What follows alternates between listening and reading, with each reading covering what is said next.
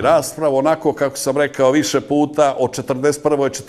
45. da mi vidimo ko je na kojoj strani bio i kako izgledao 41. godine. Toliko o tome i ova kapa se nosi dok moji HOS-ovci ne dođu i dok mi te probleme ne riješimo.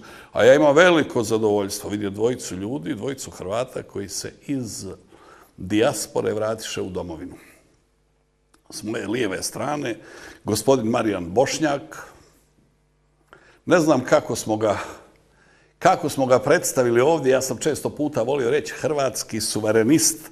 To je čovjek koji je napisao jednu zanimljivu knjigu, koju sam ja vrijedno i dobro proučio. Meni poklone puno knjiga. Ima knjiga koje i ne pogledam, nego bacim odmah. A ono što je meni zanimljivo, ja to proučavam. Na koncu ostajem dosljedan sebi.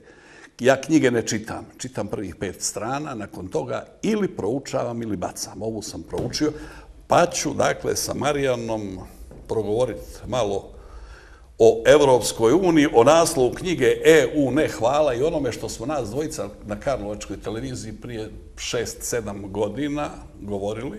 Također će se pomalo uključiti i bez želje da gradiram i rangiram i u još zanimljiviji i važniji razgovor.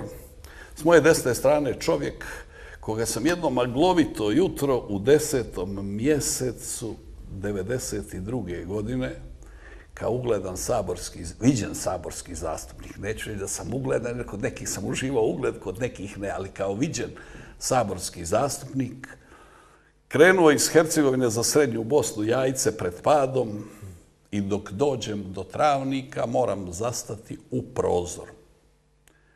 Vele, naći ćeš pukovnike Šiljega i Glasnovića. Šiljega sam, pošto je Brođan tu i tamo nešto i poznavao, ovog ovdje s moje desne strane Glasnovića, na poznanstvo pa i prijateljstvo s njim sam ponosan. Na koncu i svjedoci smo jedan drugome jer smo se našli u jednom teškom vremenu i teškom trenutku. Ovo je zanimljiv čovjek koji može, dakle, o ratu i ratovanju na našim prostorima govoriti s kog god hoćete aspekta.